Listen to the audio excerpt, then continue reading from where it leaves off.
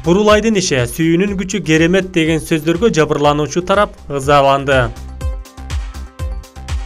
Бурулай турдалы кыздын өлүмүнө байланыштуу Бишкек шаарынын Свердлов райондук сотунда өтүп жаткан соттук отурумда шектүү Марс Бөдөшевдин жактоочулары Марс Бурулайды катуу сүйгөн деген ойду айтып, Сүйүүнүн Күчү Керемет дегени жабырлануучу тараптын кыжырын келтирди. Марс Бөдөшевдин жактоочулары отурумга бычакты алып келүүнү өтүнүштү. Жактоочу Жуматай Абдырахманов бычак кайдан келгендиги белгисиз, аны Марс байпагына салып келгендиги аныкталган жок деп жүйө келтирди. Анын айтымында бычактын өлчөмү тууралуу эки башка божомолдор айтылып жатат. Биринде анын узундугу 12 см, биринде 30 см экендиги айткан. Бирок жактоочунун өтүнүчүн сот канааттандырган жок. Жактоочулар ошондой эле психологиялык экспертизаны дайындоону суранышты.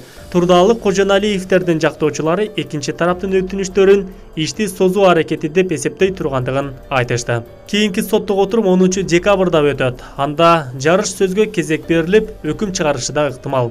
Соттук иш Бишкектин Свердлов райондук сотунда каралып жатат. Ушул кезге чейин бир нече отурум болуп, чакырылган 32 күбөнүн 20га жакыны суралып бүткөн. Сотто 22 ноябрда милиция кызматкерлери сурак берген. Отурум өзү сентябрда башталган.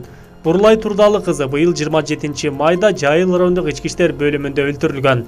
Чүй облустук ички иштер башкармалыгы аны ала качып бараткан жигит кармалгандан кийин милиция бөлүмүндө кызды бучактап, өзүнө да кол салгандыгын билдирген. Шектүү катары кармалган Марс Бөдөшевке кылмыш жаза кодексинин 97-беренеси киши өлтүрүү менен иш козголгон. Кийинчерээк Бөдөшевдин досу Акмат Сейитов да кармалган. Булак Азаттык.